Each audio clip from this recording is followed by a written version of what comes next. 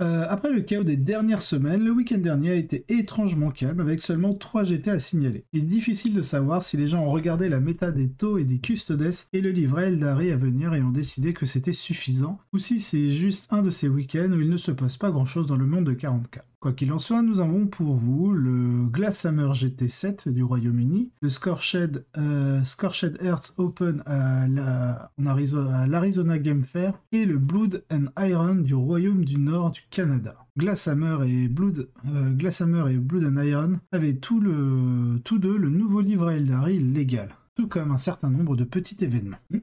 Alors, hop, touc. Pour ce que cela vaut, étant donné que l'ITC n'applique plus un seuil strict de nombre de joueurs pour le statut de GT, nous allons probablement envisager de faire la même chose pour l'inclusion dans cette colonne au cas par cas à l'avenir, mais nous n'allons pas établir de règles strictes et rapides à ce sujet, et nous n'allons pas commencer cette semaine. Donc, une semaine plus calme et franchement la bienvenue en ce moment. Oui, parce que là, ils enchaînent les articles.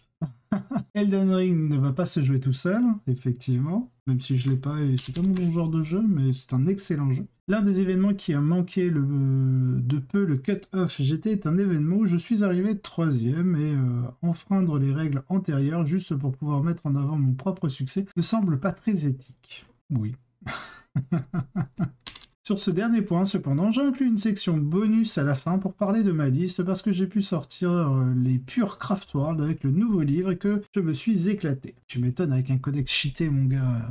Le queue de marée. Enfin, les lecteurs les plus attentifs auront peut-être remarqué que Liam Corrod Royle figure désormais dans la liste des co-auteurs de la rubrique, et qu'il apportera régulièrement son aide et sa contribution à l'avenir. Bien que cette semaine soit calme, le nombre moyen d'événements n'a cessé d'augmenter depuis que j'ai commencé la rubrique, et nous voulons nous assurer que nous pouvons continuer à mettre en évidence autant de listes cool et de performances solides que possible. Cela signifie également que vous pouvez désormais nous blâmer tous les deux si nous manquons votre super technologie secrète très spéciale.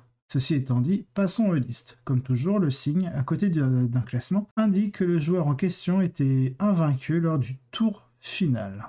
Glasshammer GT7. Toutes les listes peuvent être trouvées sur Besco Sparring sans souci. The Showdown. Custodes versus Tour Empire. Alors, on a l'air d'avoir un Farsight Enclave, donc on va voir. Alors, on a un Farsight Enclave pur, donc là on a Commander. Ok, on a un bataillon. Alors, on a un Commander Colstar, donc avec la précision du chasseur, donc full reroll des touches et des blesses. On a le Burst Cannon, le Output. Est-ce qu'il a le DW2? Non, il a le Thermonode neutronique et le Nagre et le Gantelet au Nagre. Ok, donc là on a juste un Colstar classique, avec le lance-flamme et le point Nagre pour avoir une chier d'attaque au corps à corps, et il a full Burst Cannon pour ratata la tronche de ses adversaires avec un Plasma Rifle. Attendez, il a 1, 2, 3, 4 options, c'est bon. C'est bon, il n'y a pas de drone, etc. D'accord. Il y a un Commander Crisis, exemplaire donc of the Manka pour la full reroll des blesses. Il a un Airbursting, 2 Airbursting, 3 Airbursting avec le Dominator. Donc c'est un gars qui balance 3 D6 tirs en indirect, dont un D6 de force 5 au lieu des forces 4 habituelles. Il y a la Pure Tide Engram Neurochip, ça c'est pour récupérer des PC sur 3+, en fonction du type de stratagème qu'il utilise. L'Iridium Battlesuit, le Dominator en plus il fait -4 au commandement quand tu touches. Donc il suffit de faire une perte et on fait -5 au test de co. Target Lock, Warlord, 2 Gun Drone, ok. On a 3 x 10 croûtes. On a une première unité de Crisis, donc un chasseur en Iridium, 2 taux lance-flamme, un Plasma Rifle.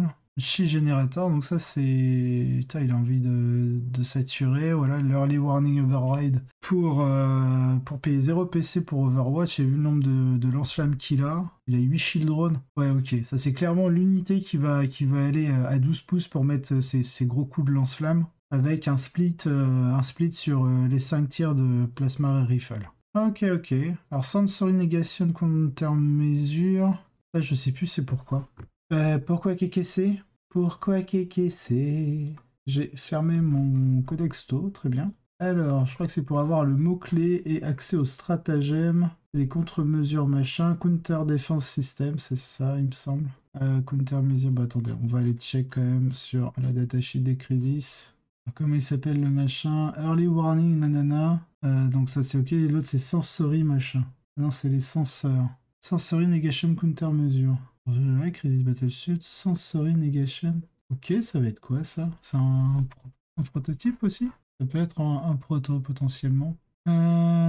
Sensory Negation Countermeasure, ok, c'est un prototype. Qu'est-ce qui va être ce proto?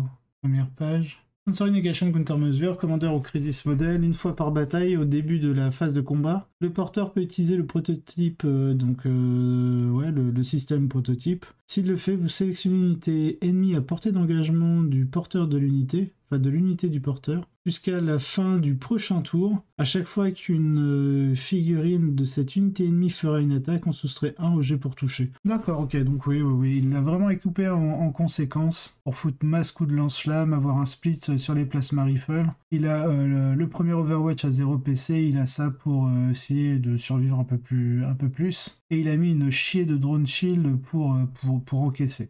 On a une autre petite unité de Crisis avec du plasma rifle en veux-tu en voilà et du burst cannon avec le proto derrière. Ok, eux ils sont tout nus, hein. Ils ont pas de shield drone. On a des steals avec la homing beacon. Non, on n'a pas de homing beacon, on a du shield drone, burst cannon, burst cannon, burst cannon. Et on en a une quand même si avec la homing beacon. De toute façon il en a besoin que d'une avec shield drone et full burst cannon, ça marche. Il y a tactical drone, donc ça c'est pour pouvoir foutre des marqueurs light. Et on a 2 unités de broadside avec 2 shield drones chacune. Ok, donc liste plutôt agressive avec eux. Pas de bodyguard.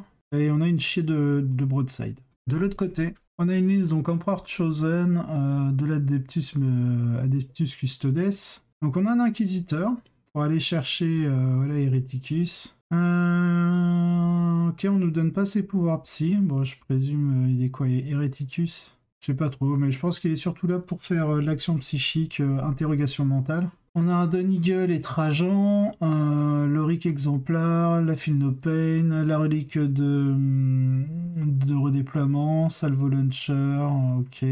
On a une unité de Custodian Guard, on a un shield, je pense, ouais, on a qu'un shield et 2 spears. On a deux unités de 3 Sagittarum, donc avec les Miséricordia qui sont gratuites maintenant. On a un Achillus. Des Warden pour protéger les persos avec un Vexillor Praetor en Terminator à la russe. Il doit avoir la Vexilla Magnifica. Donc Vexilla Magnifica c'est pour donner Dense Cover à 6 pouces autour de lui. On a 2 unités de Vertus Praetor et on a un Caladius Grave Tank. Alors qu'est-ce qu'on nous raconte? Notre habituel choc des titans actuel avec les enclaves Farsight face aux puissantes forces des élus de l'empereur avec 2 unités de broadside en plus des équipes de Crisis et de Commander. Il y a une quantité spectaculaire de dégâts du côté tôt de la table, mais si quelqu'un peut absorber cela, c'est bien les Custodes, en particulier sur les bonnes quantités de terrain obscurcissant qui ont tendance à orner les tables de Glasshammer. Alors en plus, ce qui est intéressant avec le Jorto, c'est que vu qu'il a beaucoup de lance-flammes, la Vexilla Magnifica, ils sont bas un peu les steaks. Le Spice de l'Empereur sera toujours utilisé dans Farsight à cause de sa force contre les drop clear,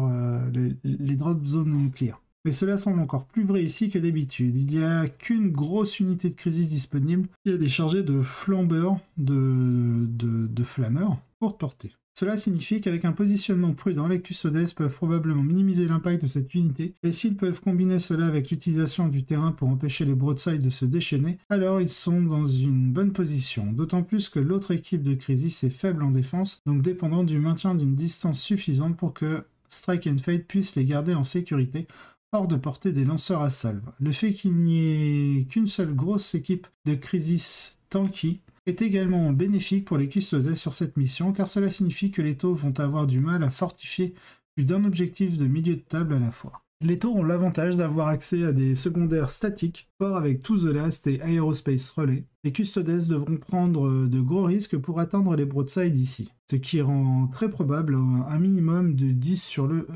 premier. Et au moins 3 tics de relais semblent également plausibles. Ils ont également beaucoup plus d'unités sacrificielles pour poursuivre l'option alternative primaire ici, et s'ils gagnent le roll-off attaquant-défenseur et peuvent tirer l'objectif principal des Custodes vers un endroit où les broadsides ou les équipes de Crisis peuvent avoir une ligne, alors ils peuvent rendre la vie des Custodes assez difficile. Cela dit, la présence de tous ces croûtes et de ces combinaisons furtives dans cette mission, ainsi que le fait que les Custodes est un inquisiteur, finissent par leur donner un plan assez direct et simple à mettre en œuvre. Ils peuvent simplement prendre Stronghold, grind them down, c'est ça, non? Grind, ouais c'est ça, grind them down, et interrogation ou rituel. S'assurer qu'ils frappent la mission primaire à chaque tour et qu'ils font pression sur les taux pour qu'ils quittent les objectifs quand c'est possible et s'appuyer sur le fait que cette liste taux n'a pas vraiment le moyen de les atteindre et de les punir sévèrement pour aller jusqu'à la victoire. Les taux ont également marqué des points mais les Custodes ont fini par triompher. Alors ouais, ils ont marqué pas mal de points, on est à 93-82 en faveur des Custodes. 93, il y a quoi? Il y a 11 points. 11 points, ça fait 12-8 en format WTC, je crois.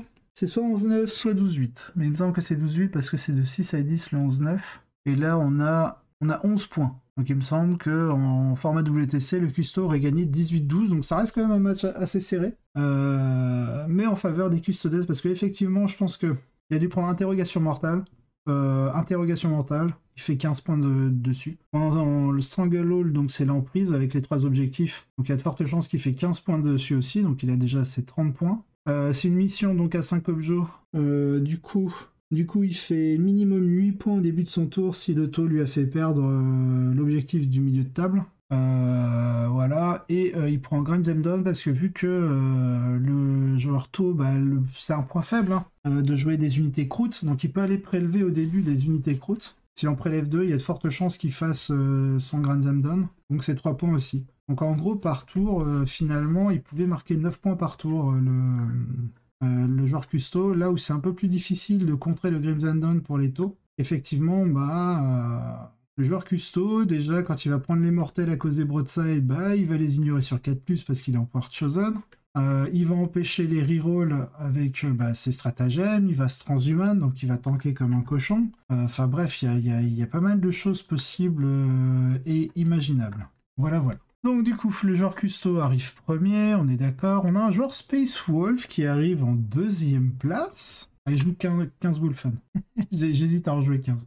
Les Space Wolves font une rare apparition dans le top 4 sous la forme d'une liste étiquetée Minotaurborn, Minotaurborn Heroes, Whirlwind of Rage, successeur avec Hekaton Ayakos et une tonne de garde-loup qui saute plus 15 Wolfen. J'ai hésité à faire cette liste-là. Je dois vous avouer parce que du coup en jouant successeur, ce qui manque un peu par rapport aux listes Space Wolf classiques, c'est que les listes Space Wolf classiques peuvent se permettre de jouer Bjorn et Murderfang qui sont des véhicules personnages à 9 PV ou moins et du coup qui peuvent être couverts en fait par les unités via le Lockutser. Et donc du coup au début ça va être difficile de détruire Bjorn et Murderfang. Murderfang avance de 8, suffit de le faire un peu advance. Et bon, il n'a pas l'advance charge, mais du coup ça lui permet de gagner du terrain, puis le tour où il veut charger, il a juste à bouger de 8 et de charger, sachant qu'il a une reroll des charges, et on se rend compte qu'en fait, côté successeur, on n'a pas cette capacité d'avoir un personnage véhicule, et c'est vrai que du coup le Minotaur en successeur, parce que du coup, quand on regarde les règles des chapitres Forge World, c'est juste il n'oblige pas en fait à jouer certains traits via les chapitres Forge World comme les Minotaurs, les Red Scorpions, etc. Ce qui fait qu'en fait on peut leur donner n'importe quel trait de successeur et basta. Et ils obligent pas aussi à dire de quel chapitre Space Marine les chapitres successeurs Forge World sont issus. Donc les Minotaurs, je crois que c'est normalement issu, je sais plus, des Ultramarines, il me semble, dans la logique, mais vu que c'est juste un encouragement à les jouer de cette manière et pas du tout une obligation, les Minotaurs, on peut les jouer avec n'importe quel chapitre en fait. Donc c'est pour ça qu'on va pouvoir les retrouver en Ravenguard, en Salamanders, ici en Space Wolf. Donc voilà, les Wolfen deviennent une excellente unité, vraiment bonne, une excellente unité de contre-close.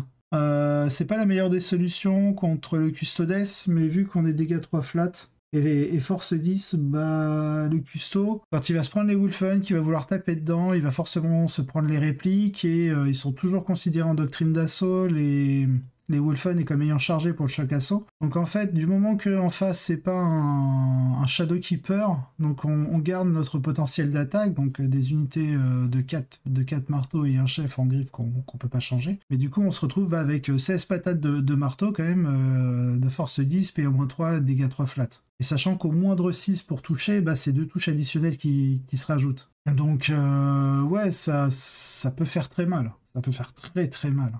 Les petites infos, les Wolfen, ils ne sont pas corps, donc ils profitent de pas grand chose. en dehors d'une reroll des charges potentiellement, en aura autour d'eux. Mais seul moyen d'avoir des rerolls pour toucher avec eux, c'est soit contre de l'Heretic Astarte ou des Thousand Suns. Et contre les Thousand Suns, en plus, on peut relancer le jet de blessure. Mais voilà, on joue principalement, les gens maintenant sont partis principalement sur Minotaur pour pouvoir jouer Ekaton Ayakos, qui est un espèce de Dreadnought classique, on va dire, avec un plasma lourd. Qu'on ne surcharge pas, parce qu'on est encore sous l'ancienne règle des plasmas, il me semble, où si on fait un 6, c'est la figurine qui est détruite. Donc du coup, on ne surcharge jamais. Mais au moins, voilà, on a un gars, je crois qu'il donne une reroll D1 aussi pour toucher. Mais bon, voilà, c'est un Dread qui tape force x2, je crois, PA-3, dégâts 3 flat. C'est pas mauvais, donc let's go. Ensuite, on a les Harlequins. Alors, les Harlequins, attention, qui ont l'air d'être complètement craqués. Ben, vétéran de la Eldari, ramène ses Harlequins sur le terrain avec 6 Starweaver et 6 Voidweaver sur le terrain du Light Seidas. Ok, donc le ton, on l'a vu. Vic Vigé, on l'a déjà vu, lui. Vic Vigé à Eldari, en parlant de vétérans à Eldari, Vic a également 6 Voidweaver ainsi qu'un bon contingent d'Azuriani avec 26 Dire Avenger, quelques Scorpions et Barod. Barod qui est complètement, mais c'est nawak. C'est n'importe quoi. Alors là, on a un Crusher Stampede, donc ça va être un peu le dernier râle des Crusher Stampede, parce que c'est pas sûr qu'on puisse encore jouer Crusher Stampede avec le prochain codex Tyranny, donc on verra. Donc il a juste la particularité d'inclure un Aruspec, c'est un Tyrannofex dans sa liste de Crusher.